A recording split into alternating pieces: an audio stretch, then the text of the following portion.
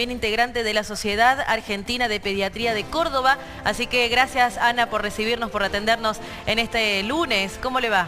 ¿Qué tal? Buenos días, ¿cómo les va? Les voy a hacer una aclaración que la hice hoy también con otra prensa.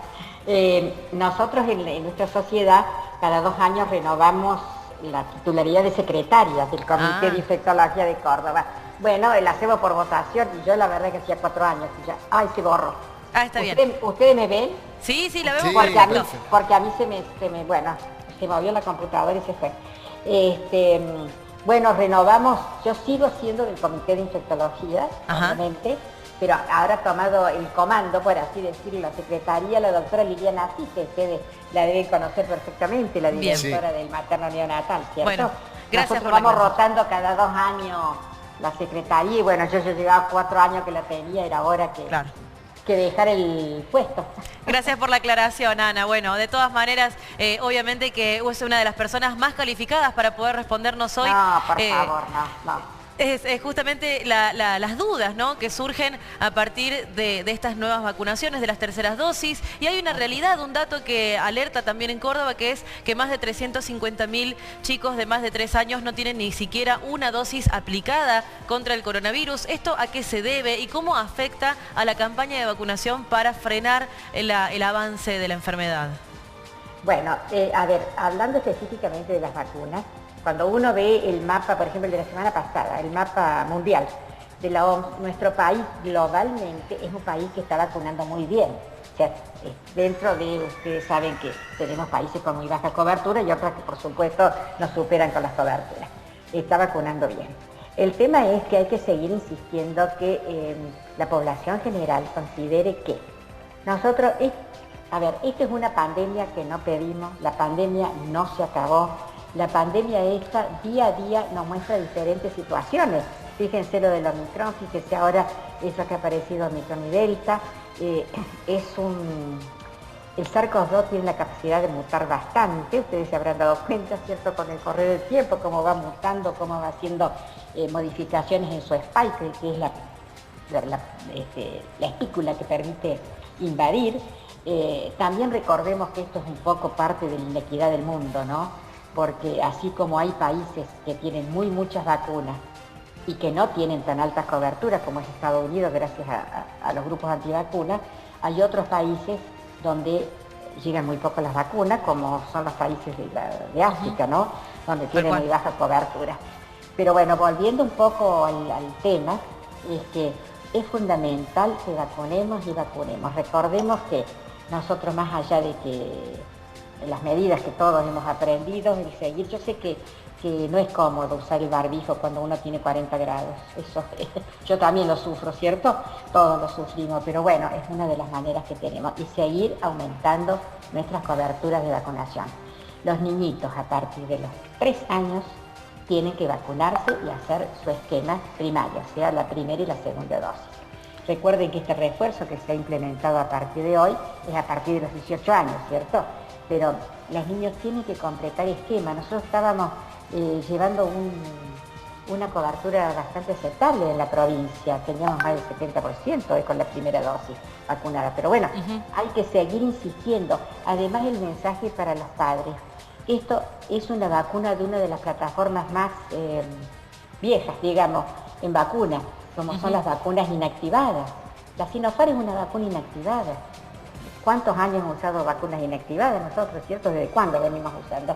Entonces, por favor, es fundamental. Los chicos ahora van a la escuela de verano, está bien, van al aire libre, pero pueden contagiarse lo mismo. Y además tenemos que ir preparándonos para cuando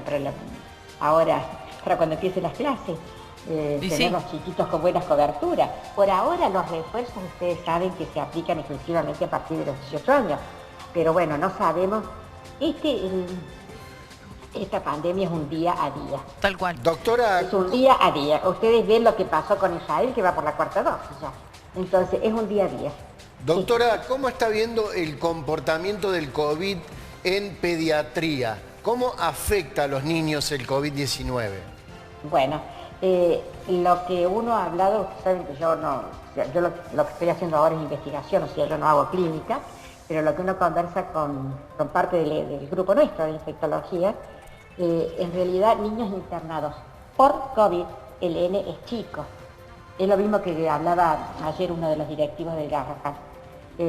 Por COVID, o sea, como nos pasó el año pasado, o sea, cuando la severidad de internaciones por COVID era importante en pediatría. Ahora, en realidad, lo que uno ve, lo que se ve, digamos, en los hospitales, es internaciones con COVID. A ver, le pongo un ejemplo. Ingresa un niño porque tiene una fractura de fémur, no sé, algo. Y le hacen, por supuesto, como corresponde todo lo que se interna un hisopado y es positivo. Por el tema de los contactos. Los contactos estrechos, ustedes saben que han aumentado muchísimo, ¿sí? Entonces, la severidad, bueno, hasta ahora, más allá de algunos de los niños con patología de riesgo, que sí se ve más severa, aparentemente no es lo mismo del año pasado. Doctora, ¿y cuáles son los criterios sanitarios y también de diagnóstico de las personas para establecer que la tercera dosis se pueda aplicar a los 4 meses? Teniendo en cuenta que al principio eran 6 meses, hace poquito se redujo a 5 y ahora se reduce a 4. ¿Esto con qué criterio se ha estudiado para poder decir que las personas adultas están aptas para hacer este cambio en la tercera dosis y hacer un intervalo tan corto? Bueno, esto se basa en los datos que uno va viendo del resto del mundo, ¿no? Como va cayendo el nivel de anticuerpos más rápidamente frente a estas nuevas cepas. Entonces, es fundamental, por eso lo que decimos hoy, a lo mejor dentro de 2 meses hasta los 3 meses, ¿no? Pero en el momento es basado en que el nivel de anticuerpos no es óptimo, por así decirlo, frente a la Ómicron. Pero al tener la enfermedad, ¿también se reduce la cantidad de anticuerpos que produce el organismo mismo por haber cursado la enfermedad? Bueno, o sea, también se reduce, por eso es que el otro día el grupo nuestro acá del Ministerio comentaba que en las personas que han tenido COVID, alguien que tuvo COVID el mes pasado, cuando se cumplen los 4 meses de su última dosis, del esquema que tenía puesto, puede vacunarse.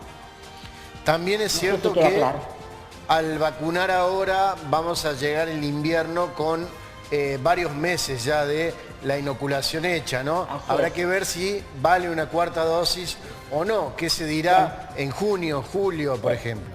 O antes. Sí, por supuesto. Bueno, por eso Israel va por la 4ª dosis ya. Sí. Y otro punto que no quiero olvidarme de remarcar saliendo de lo que es COVID, porque COVID nos ha tapado todo, ¿cierto? COVID nos tapó que tenemos malas coberturas de vacunación de nuestro calendario habitual, bueno, nos fue tapando todo. Pero una cosa importante, porque uno escucha que mucha gente se va a Brasil, ¿cierto? Bueno, hay que recordar que Brasil está con influenza, tiene H3N2. ¿Y la gripe amarilla? No, además de fiebre amarilla, claro, tiene gripe, además de fiebre amarilla tiene influenza, o sea, tiene gripe. Inclusive, el otro día nos comentaba un colega brasileño, ellos están viendo gripe, COVID y las dos cosas juntas. Entonces hay que tener cuidado también con eso, mantener todas las medidas. Y otra cosa que por favor no nos olvidemos, Brasil está declarado por la OPS, o sea, por la Organización Panamericana de la Salud, como país endémico de sarampión. Y a nosotros se nos cayeron las coberturas en pediatría por todo lo que sabemos para el sarampión. Bien. Entonces también pensemos un poco en esto, no solo que el COVID no nos tape todo, ¿no? Claro, que no nos afecten otras enfermedades y otras pandemias. Tal cual, exactamente. Esperemos un año antes de volver a viajar. Y sí, sería lo ideal. Realmente, bueno, muy problemático. Pero bueno, hay que ir viendo todo eso. Y el otro mensaje para la población es que más allá de que el COVID no nos tape el resto de las vacunas del calendario. No podemos permitirnos volver a ver una neumonía por hemófilos influenza o por neumococo, o nuestro país, que fue ejemplo en la vacunación de hepatitis A, tan es así que la Organización Mundial de la Salud dijo que se imitara, que siguiera la pauta, la política de vacunación de hepatitis A, no permitamos volver a ver casos de hepatitis A, ¿cierto? Absolutamente, doctora. Le agradecemos muchísimo este paso por la mañana de C. Gracias a ustedes, que tengan muy buen día. La doctora Ana Ceballos, integrante de la Sociedad Argentina de Pediatría.